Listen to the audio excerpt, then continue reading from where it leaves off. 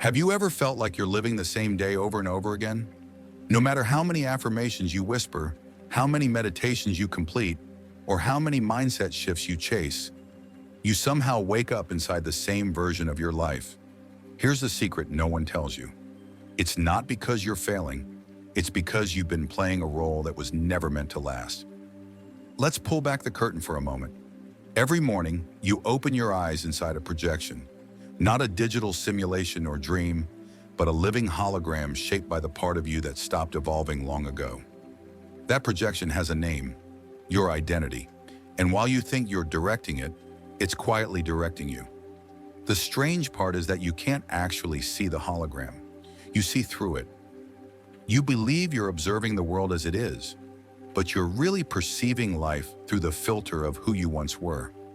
The self that's attached to survival, that equates pain with familiarity, that has mistaken its history for its destiny. This is just who I am, it says. This is how life works. But none of that is truth. It's repetition wearing the mask of identity. Let's pause for a breath.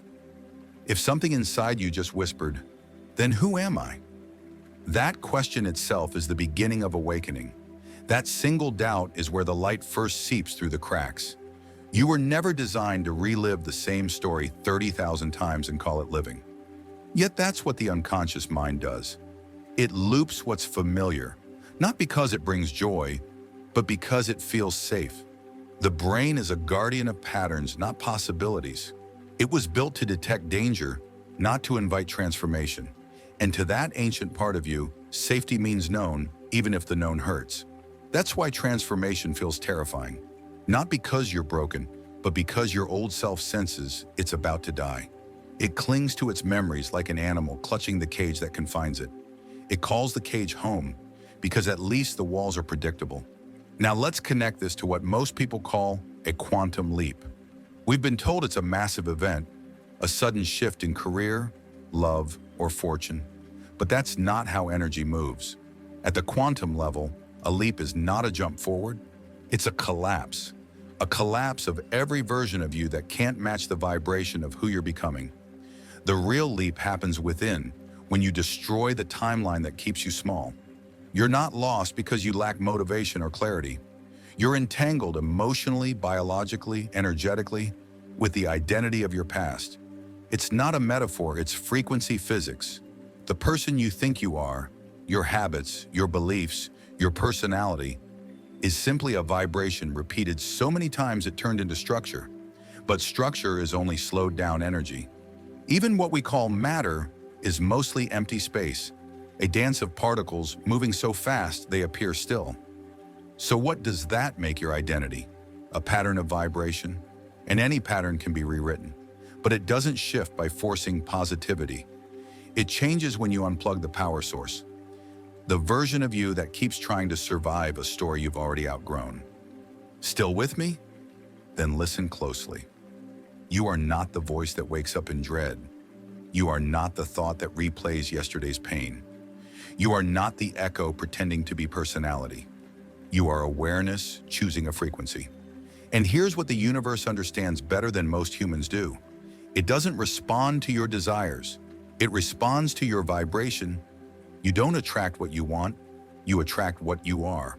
So when you declare you're ready for a new life but wake each day embodying the emotion of your old one, you're not leaping, you're looping. And this is where we end the loop. Before you can step into the next level of your existence, the old identity must collapse. And collapse is never graceful. It feels like confusion. It feels like grief. It feels like death. Because energetically, that's exactly what it is.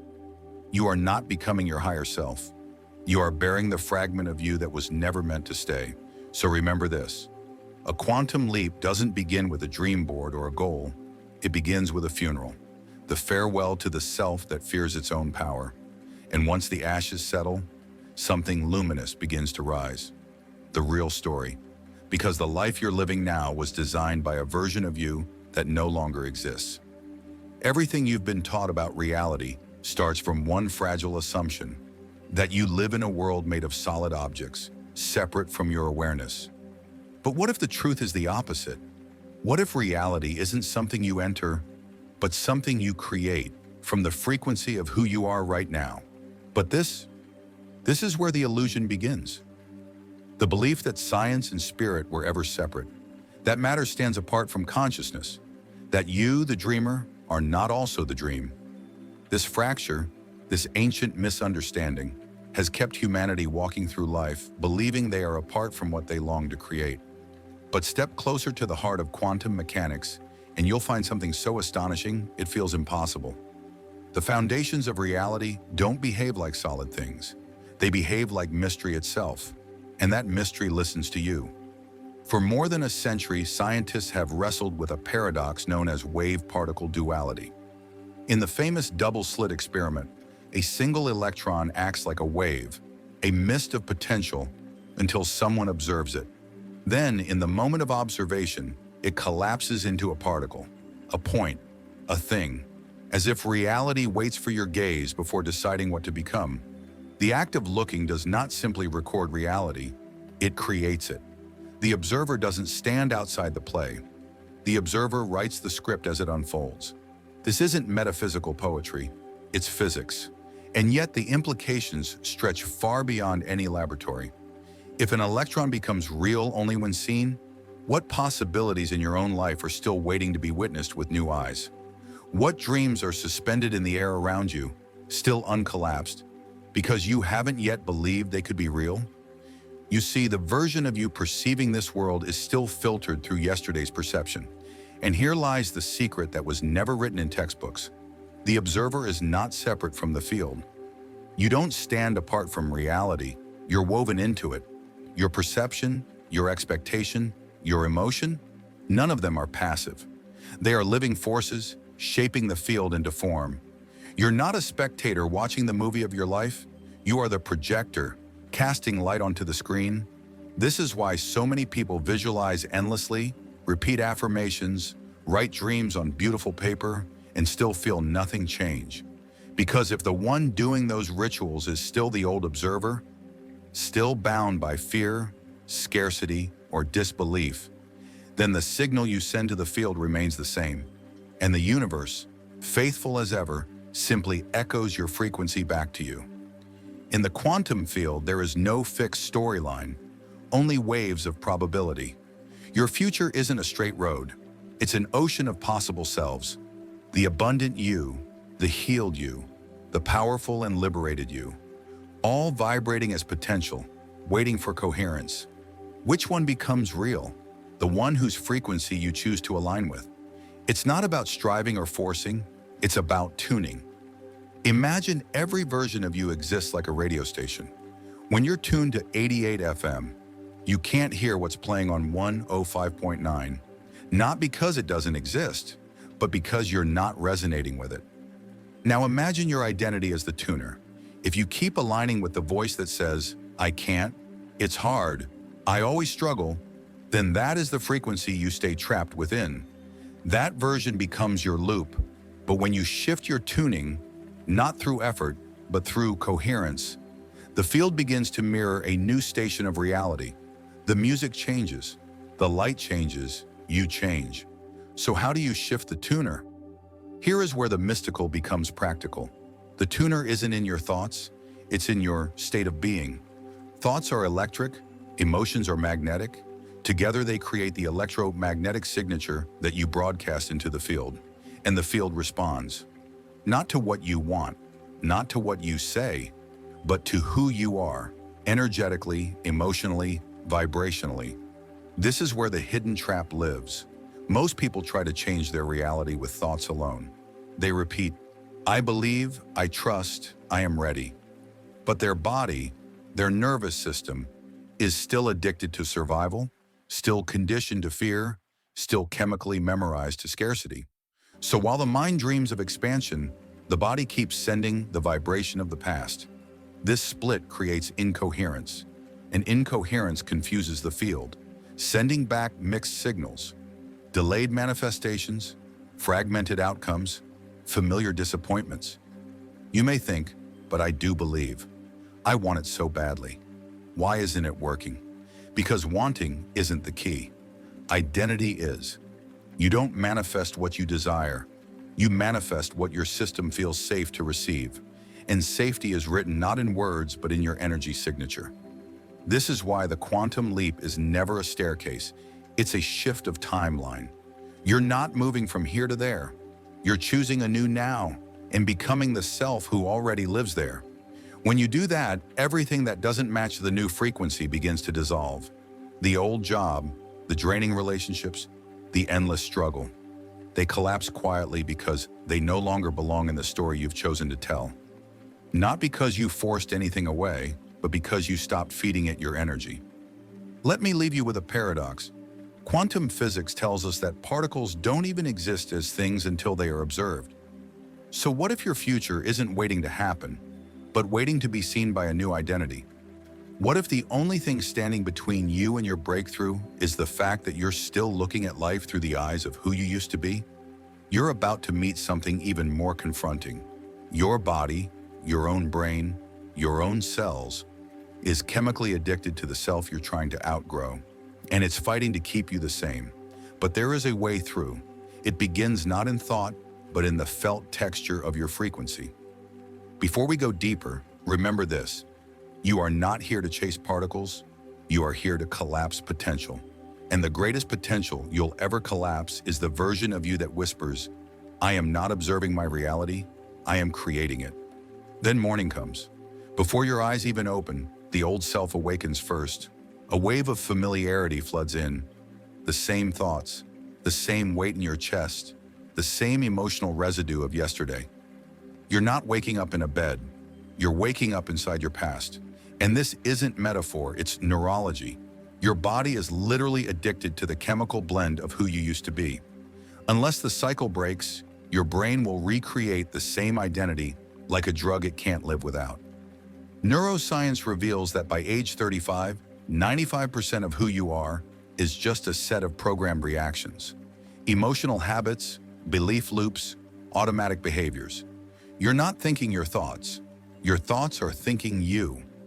The nervous system isn't craving change. It's craving repetition. Here's the trap. The longer you live inside the same emotional frequency, fear, guilt, stress, unworthiness, the more your body normalizes it. It becomes your home, not because it's aligned with your soul, but because it feels safe. And to the survival brain, familiar equals safe. So each time you try to make a quantum leap, a new vibration, a new identity, your body quietly rebels. It floods you with fear, whispers doubt, builds logical excuses to stay small. Why? Because your subconscious programming isn't aligned with your conscious desire. The mind says, I want to evolve. The body says, but we've survived like this. Don't change what kept us alive. Here's a radical truth. Your body is your unconscious mind. Every unprocessed emotion, every unhealed wound, every belief you've inherited and never questioned, they live in the tissues of your being. The mind may forget, but the body remembers everything. It will replay the chemistry of the past, even if those emotions are destroying your future. Dr. Joe Dispenza calls this the chemical self. It isn't poetic, it's biological. Every emotion you repeat creates its own chemical cocktail. Neuropeptides, hormones, electrical patterns. Feel anger long enough, and your cells begin to crave the chemistry of anger. Feel shame or fear for years, and your biology starts to organize itself around that frequency. This isn't just habit, it's addiction. And like any addiction, withdrawal hurts. That's why transformation can feel like dying. Because in a way, it is. When you try to embody a new self, confident, free, abundant, your body doesn't celebrate. It panics. It longs for the chemical hits of the old identity. That discomfort you feel, it isn't failure, it's detox. The old you, burning off. This is the point where most people quit.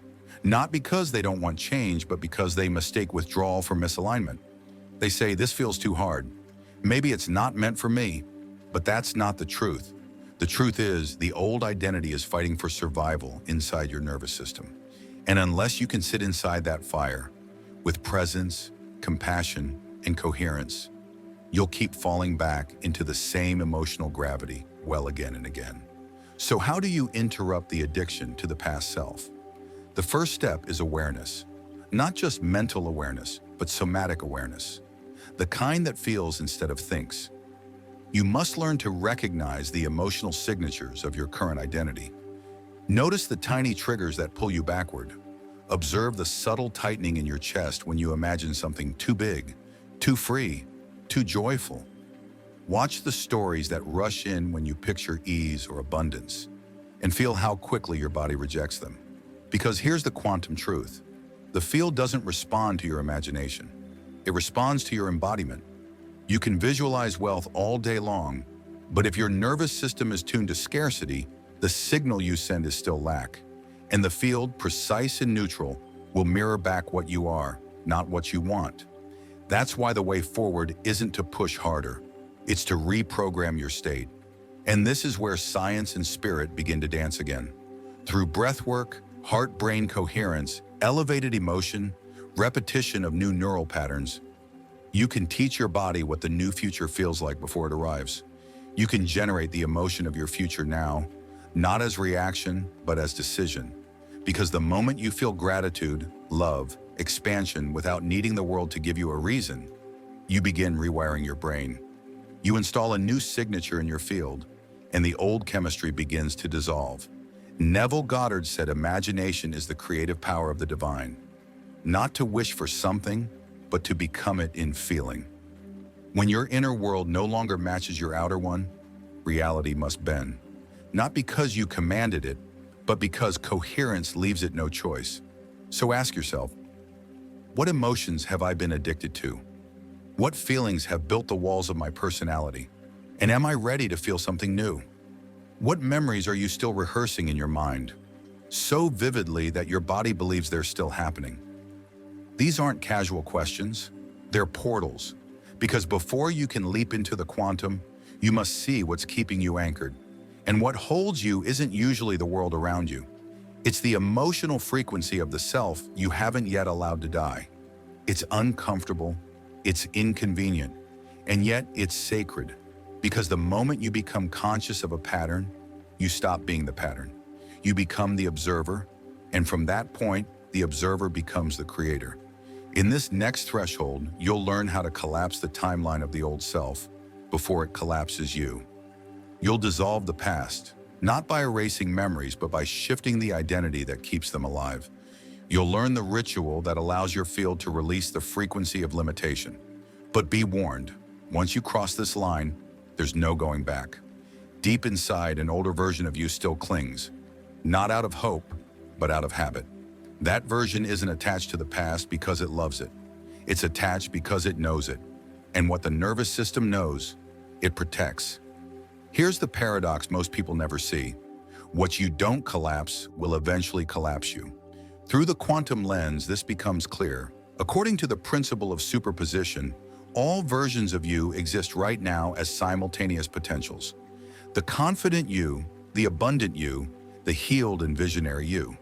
They're all real, but they haven't yet been collapsed into form. The version you're living today is simply the one you've fed with focus, emotion, and repetition.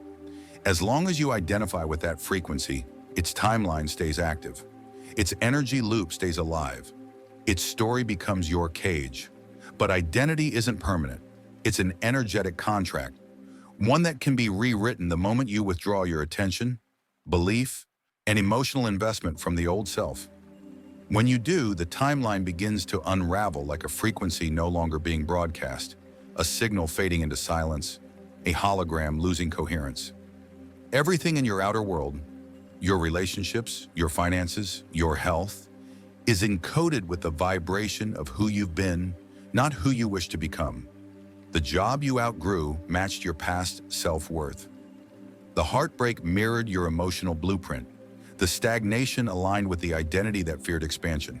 Nothing exists outside your frequency. That's not philosophy. That's resonance.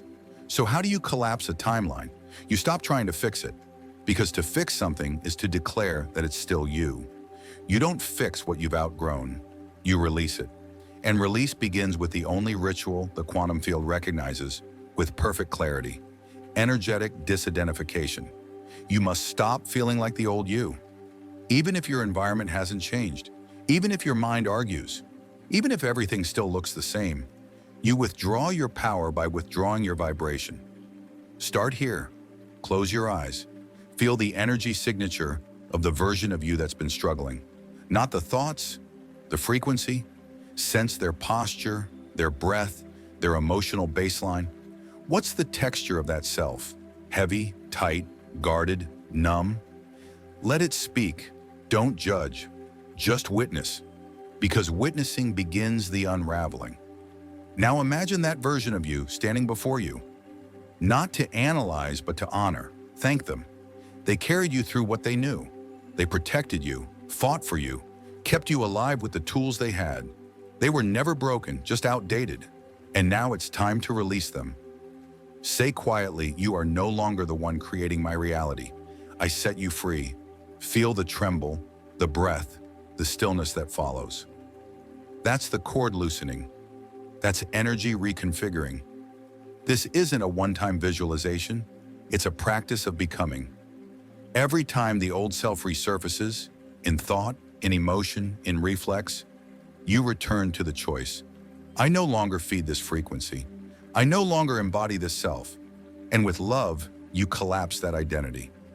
Slowly, like roots lifting from the earth, the program begins to die. But the second layer is deeper, the body. Your physiology must now match your new vibration. Move like the new self. Breathe like the new self. Speak from the new self. This is where Neville Goddard's teaching becomes quantum instruction. Live from the state of the wish fulfilled, not toward it. Occupy the end. Let your body feel safe enough to believe it. So rather than reacting to your world, begin transmitting into it. Wake each morning and declare through your being, I am the one who trusts the unseen. I am the frequency of abundance. I am the embodiment of ease. Don't say it, be it. Because the field doesn't respond to words, it reads vibration. The more you return, even briefly, to the frequency of your future self, the more you starve the old timeline. And eventually it collapses. Quietly, naturally, like a signal that's no longer being powered. Often without fanfare, sometimes with grief, because every ending carries memory. But within that collapse lies freedom, because what ends is not your life. It's the illusion that held it captive. Here's what you must understand. The quantum leap doesn't happen when the universe finally sends you a sign. It happens the moment you stop sending signals to your old self. When you become a new harmonic, the universe, bound by resonance, must meet you there. It has no other choice. Now it's your turn to claim it. Say it aloud or write it if you must. I collapse the identity that no longer serves me. Say it like a declaration, like a key turning in a cosmic lock. Because the moment those words leave your vibration, you tell the field, I no longer negotiate with the past. I embody a new signal. You've made it this far, and this is where everything begins to make sense. Because even after releasing the old self, many still ask, why isn't it happening yet? Why does something still feel missing? The answer is simple. They are still wanting when they should be being. In the next evolution of your becoming, you'll uncover the most overlooked truth in manifestation. The only principle that guarantees alignment. There's something no one tells you at the beginning of this path, a subtle trap that even the most awakened seekers fall into. The deeper your desire for change, the louder your energy declares, I don't have it. And that contradiction, that gap between desire and identity, is why so many stay stuck in the waiting room of their dreams. Because the quantum field doesn't respond to longing, it responds to frequency. And frequency isn't defined by what you say, it's defined by what you are. Let's go to the root. Most people think they're manifesting when they visualize their dreams, write affirmations, or script new realities. These practices hold power that already exists right now in the quantum field. Your only task is to become a match for it. You've been taught to strive, to search, to become, to script, to visualize, to affirm, hoping that one day the future self you dream of will finally appear. But here's the quantum truth that ends the illusion. The version of you you're waiting for is already real, not as metaphor, but as measurable frequency. You're not moving toward it. You are the portal through which it collapses into this timeline, or never does. Let that land in your body. Everything you've wanted to attract is not out there, waiting for the right moment. It already exists, encoded in the field. It already is. The question is not, how do I get there? The question is, who must I become so that this reality can find me? You don't manifest the version of you that has the life. You remember it. And remembering isn't mental. It's energetic congruence. The moment your inner state matches the vibration of your desired self, you open a loop in the fabric of space-time. That loop is called entanglement. Two particles, two possibilities, so deeply connected that even across vast distances, the state of one instantly influences the other. Now imagine this. Your future self is already entangled with you. The moment you emit that self's frequency, in breath, in thought, in feeling, in choice, reality has no option but to respond. It's not magic, it's physics. But here's the barrier. You've been conditioned to identify with what you can see. You think you're a body moving through time, but time in the quantum field isn't linear. It's layered, it's holographic, it's responsive, which means you are not becoming the next version of you. You are selecting it through vibrational coherence. The self that already feels free, the self that already breathes abundance, the self that already trusts the unseen. They all exist, layered within the quantum now.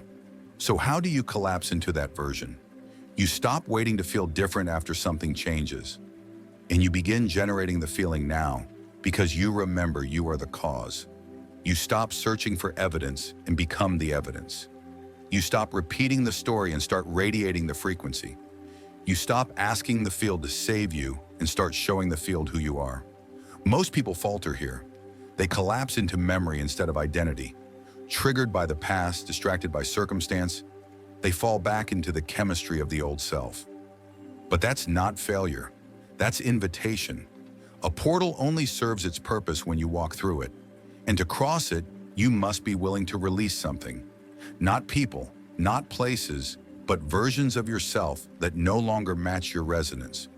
That is the real death before the quantum leap.